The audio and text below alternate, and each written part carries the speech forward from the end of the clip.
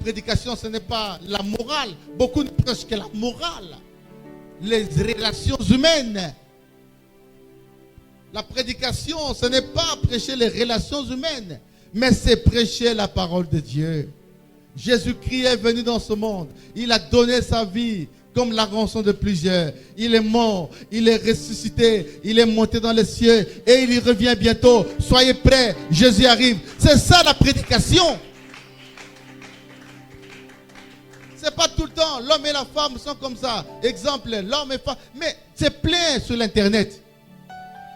Quand tu vois ton mari faire ça, c'est que c'est comme ça. Est-ce que ça c'est la parole de Dieu?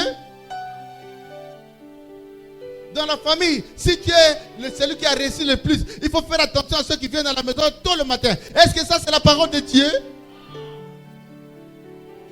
C'est plein ici à l'internet.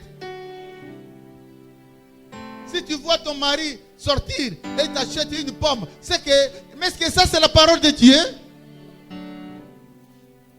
Ça c'est pas la parole de Dieu.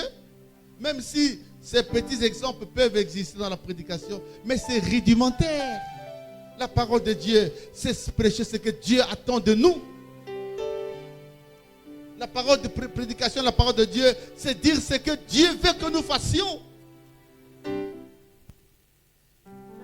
Combien de gens, dans leur prédication, rappellent l'œuvre accomplie par Christ à la croix?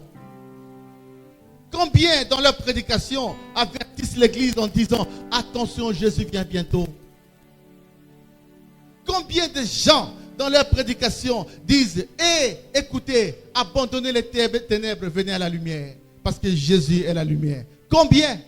Mais quand on prêche toujours les paroles futiles, les paroles qui concernent l'homme et la femme, les relations au travail, tout ça, ça c'est la parole de Dieu, ça c'est pas la parole de Dieu.